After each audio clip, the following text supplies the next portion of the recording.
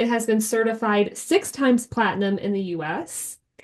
The global first day sales were over 1.3 million copies in 24 hours.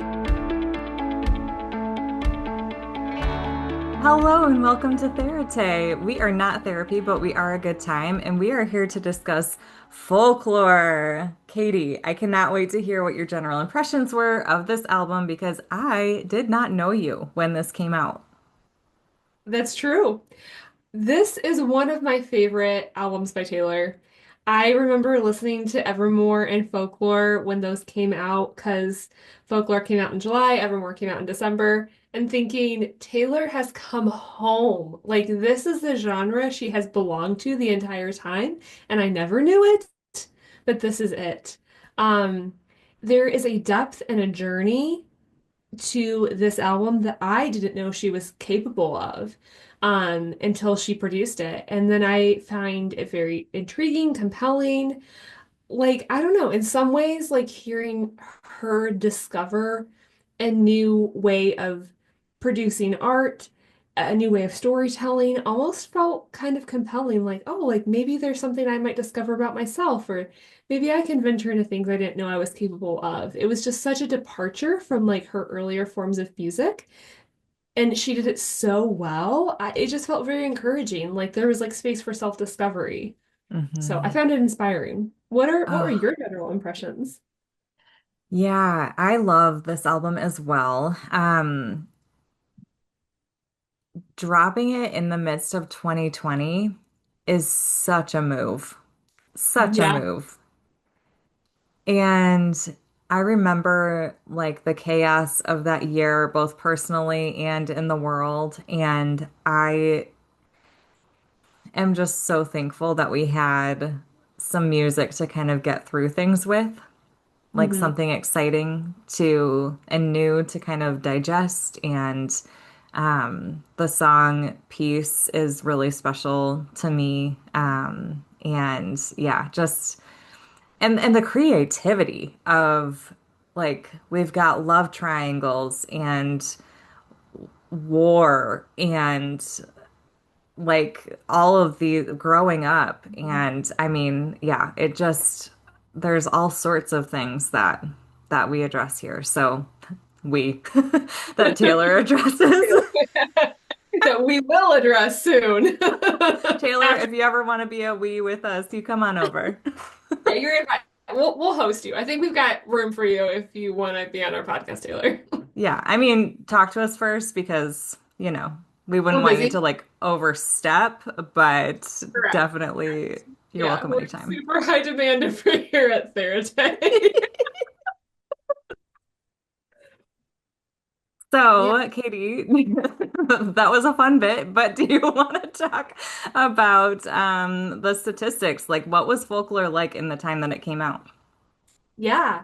Very successful album. So this was released on July 24th in 2020.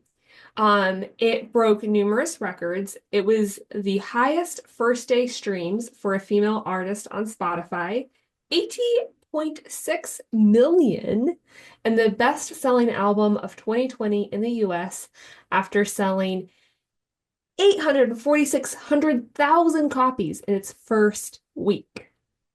The album won a Grammy for Album of the Year, making Taylor the first woman to win the award 3 times. It has been certified 6 times platinum in the US. The global first day sales were over 1.3 million copies in 24 hours. Broke Wow. tradition with prior albums, given that she wrote with external inspiration, as opposed to writing in a narrative inspired type of way from her life. However, this album does have like sprinkles of like inspiration from her own life into the lyricism at times, but it is not a narrative type style of writing as she had done in her previous work. So it's really kind of a standalone, like unique album in that sense, we thought at the time. And then, of course, December came and we got the sister album of Evermore. So, yeah, those are some fun statistics. Anything else that I may have missed, Ashley? No, I just I know a lot of people who, when they ask me if I like Taylor Swift or when we start talking about it, she, I need a second here. I'm going to start over. Do it. When people talk to me about Taylor Swift, they often bring up Folklore. And I think even people who weren't maybe fans before, when Folklore came out, they were like, okay, I didn't realize what all was there as far as Taylor's music and the talent and the lyrics and music in general. So I know a lot of people who maybe weren't Swifties before, but became Swifties because of this album, which is so fun because, like, as you and I know, I mean, we were Swifties for a long time before this came out, but then, like, it felt like a bunch of people were like, oh, yeah, no, there's something here for sure. Hmm. Hmm. Yeah, I think you're right about that. I think because of her, like her youthfulness, starting producing music so young, there's like a reputation that kind of follows with that, like the themes of what she talks about, what she's known for, and Folklore is such a dramatic departure from that, that it's just the style is different, the writing is different, the themes are different. So, I think it got people's attention, and it was just wildly successful as well. I mean, Album of the Year is a very big award. I mean, winning any Grammy is a big deal, but especially Album of the Year. And the fact that she had broke a record doing that as well, I think that also got people's attention. Um, for anybody Yeah. who follows award shows or just music that gets promoted at that level. So, Yeah, and I certainly don't want to just talk about like surface level things, but can you picture her outfit at the Grammys when she won? Because that is my all-time yes. favorite outfit I've ever Oh, seen. 100%. It's so funny that you mentioned that, Ashley, because in my mind I was literally like, if I had to picture like any of like her like famous like red carpet looks, like the folklore outfit is number one for me as well. I want that. It's stunning. It's The absolutely the dress, the shoes, it's literally like been on my list forever. yeah. I And like don't, even the mask that like she wore that like it was just the hair, yes, like everything. It was a flawless look. So it if was. anybody, any of our listeners are interested, just Google 2020 Grammys Taylor, and then you'll see this. It's a floral dress. It's stunning. It's so fun. So fun. So I would love to hear what themes you see in this album. It's a long list. Are you buckled in and ready to go? I think like 10 things. Like this was like the easiest album overview I've ever done in my life. I was just like like instantly just like typing away. So many things came up. I Um, can't wait. so, as many people know, the album is known for telling the story of a love triangle between three teenagers, in the songs August, Betty, and Cardigan. So, it's kind of exploring the themes of teenage love, regret, reminiscence. Especially Cardigan is kind of told from this like older perspective, looking back. Um, talks about infidelity, female rage, the complexity of being a celebrity and an artist, addiction, childhood trauma, and collective trauma, as in the case of a pandemic or a war. There's betrayal, there's anger, there's a loss, there's like a haunting aspect in some of the songs. Fate is explored, relational compromises, conflict, romanticism and escapism. There's a lot of isms, but I think you get the gist. Those were some of the themes that jump out to me. Ashley, what would you add to that? I mean, you covered it pretty well. I'm glad that I was fully buckled before. Safety first. Yeah, growing up, processing complexities. I know this is kind of dumb because we're addressing mental health themes, but I put mental health. I feel like it is its own theme, like with This Is Me Trying specifically, like Oh, yeah. just like the experience of having poor mental health or struggles in that area. Like it really talks about that well. Shame and patronization. Don't call me kid, Mhm. don't call me baby. Yeah. Oh. Good one. Really good one. Shout out. Anything else? You know, those are the ones that I put. We covered it. We But covered it. also yours. Yeah. There are so many layers to this album, the way There that they are are. all. And like I would say that like a lot of these songs are covering multiple of those themes in one story and one Hmm. so. Were there any particular songs that stood out to you on the album, Ashley? Like when I was first listening to it. Hmm. Ooh, Or now? yeah. It's like songs that stick with you even now. Oh gosh. Either or, gosh. Yeah. It's such a good album. Like it's deep, but it's also light. Hmm. You know? Like it's just like airy. Yeah. It's Like the so good. melodies can be pretty light and fun and Yeah. just like very like but at the same time like when you listen to the words you're like, "Oh wow, she's going there." Like she's talking about really heavy topics, but the melodies don't feel super overwhelming. Um Yeah. yeah. Yeah. The One is a go-to for me. I love that song. Mhm. Um, This Is Me Trying is one that I go to. This is how uh My Tears Ricochet. Oh yeah. Yeah, I could just oh, oh, it's so good. Peace I mentioned Mhm. before. Yeah, those are the big ones for me. What about you? Yeah. Exile is maybe one of my top Taylor songs ever. Oh, it's so good. Like that is a go-to sad song for me. Absolutely love it. And My Tears Ricochet, another really, really good one. I feel like that song has like grown over time for me, like the depth of that. This is me trying Peace Epiphany. I will like that song can like move me to tears like every single time. And then Mad Woman, also phenomenal song. Love the themes explored there. Shout out to the Lakes because that is like a bonus song, but just love it. It's just so beautiful. So, Katie, what do you think makes Taylor relatable on this album? The emotional themes apply across the board. It doesn't matter if you're famous, if you're poor, what your status is, where you live. These themes either will connect to something that you have lived through or someone you know and what they have lived through. Um, every single one of us can has experienced a range of emotions. And yeah, so I think like that's kind of a vague answer, but I think what makes her relatable on this album. What about you? Yeah, I said very similar things, the complexity of being human. I mean, she always does such a good job of putting into words what's maybe hard for us to put words to. So aging, complex relationships, grief, anger.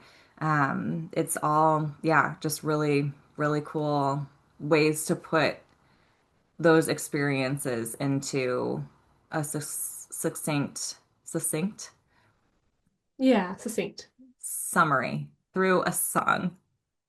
Yes. Yes, absolutely.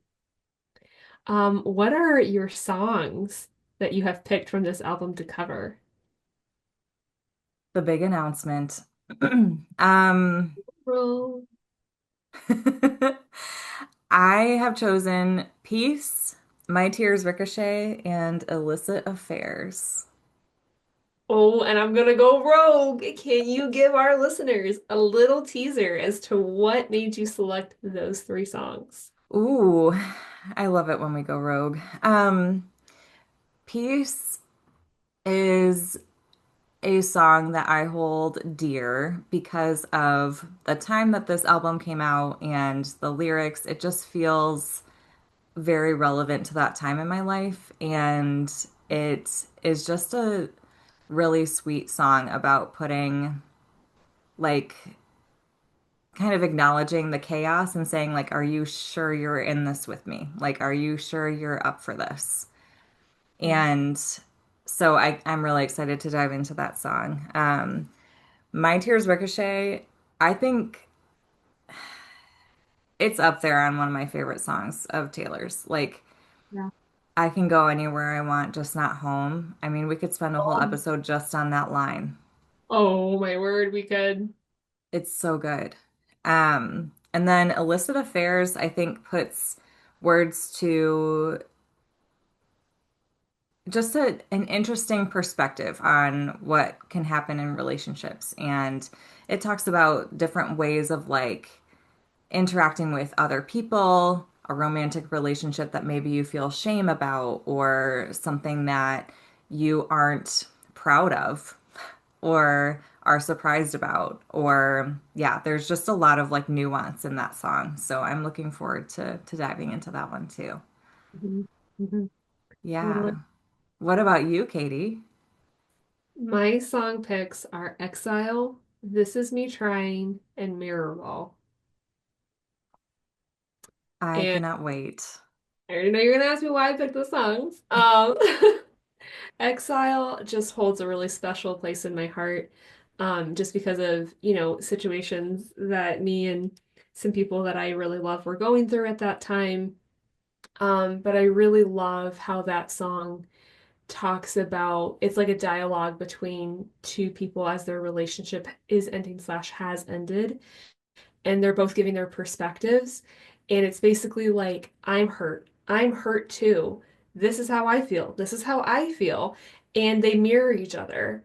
And I really love that because in life and oftentimes in where there's relational hurt, like both people are hurt usually over the same thing. And how often in conflict do we have like that sense of like, wait, you're hurt for the same reasons I'm hurt? Wait, there's not a uniqueness there that I thought there was. And I think that song captures that really well. This is me trying. I mean, the song speaks for itself. When you put in all your efforts and yet it doesn't quite seem like it's enough. And then the song Mirrorball, the lyrics in that and like the story that she's telling about how people are entertained by brokenness is just a very gripping concept and a very true one, that I think touches on some very human but also some very ugly realities of how we're Mhm. entertained by other people's traumas. And so I really am excited to get into that song. Yeah. Yeah. So, in addition to our typical rhythm here, I guess, we have some fun things coming up as well. Do we want to tell them or do we want to just kind of drop it? Well, I don't know. I think now that we've given a teaser, we should just leave them hanging. Okay, so keep an I'm eye kidding. out. I'm kidding. I would never do that to our listeners. Ashley, what do we have coming up? I was totally ready to do that. I was like, okay. I had you there. Oh, you really did. Okay, so I'll say maybe one and you can say the other one. Sounds good. Okay, so as you guys know, we love the Swifts, and they are coming back to talk about Mad Woman, which is a really special song for Lauren over there. And so we cannot wait for you guys to hear our conversation on Mad Woman. And a second bonus episode that we are doing is we are going to feature the love triangle that is discussed on Folklore. So we'll be taking the perspectives of James, Betty, and August and the songs Betty, Cardigan, and August. I have to like think about that for a second. And we'll just do a bonus episode where we talk about the themes and those relationships. Yeah, I am so excited about this season. I think this is going to be one of my favorites so far. So Absolutely agree. I've been low-key waiting for Folklore since we started the podcast, honestly. I can't wait. Katie, I think it's time for my favorite part of our album overviews and maybe the favorite part of our podcast in general. Did you choose a lyric that describes you from folklore? It was the easiest thing to do. Really? Oh, there were so many options, but this one was like 100%. Oh, I can't wait. All right. Unsurprisingly, it comes from the song Mirror Ball. I've never been a natural. All I do is try, try, try. Oh, it's so good. Tell me why I you chose that lyric. Because it feels very true, right? Like I'm a person that I feel like whatever I do, I feel like I have to work really hard at it. And Mm. so when people are like, "Oh, it just comes naturally to me," I'm like, "Oh, can't relate." Whatever I do, I have to put a lot of work into it. Mm. Yeah. So Yeah. yeah, I don't know. I don't see that as a bad thing at all. I just see that as like something that feels very true. That like good things Yeah. take effort, and the things that I've done in my life that I really like or I'm proud of have taken a lot of effort to get there. So I I love that. And try a the lot. effort is worth it. Yeah. Yeah. Ah. Ashley, what about you? Okay. This is from Peace. And you know that I'd swing with you for the fences. Oh, so good. That just fits so well for you, Ashley. Can you share with our listeners a little bit about why? Yeah, so baseball is a really big part of my family, like all the way through the generations. And I played softball and big Cubs fans, but more than that, my husband and I spend a lot of time watching baseball. We both are really geeky about it. We just love it, and we match each other's energy. The way that Katie and I match each other's energy about Taylor Swift, that's how my husband and I are about baseball. And I just really like that line because it's like partnering up to conquer things, and it's a baseball theme. So Mhm. That's really sweet. I feel like I should have anticipated that one, but I didn't. But I really love it. Thank you for sharing. yeah, yeah. Anything else you want to say about folklore, Katie?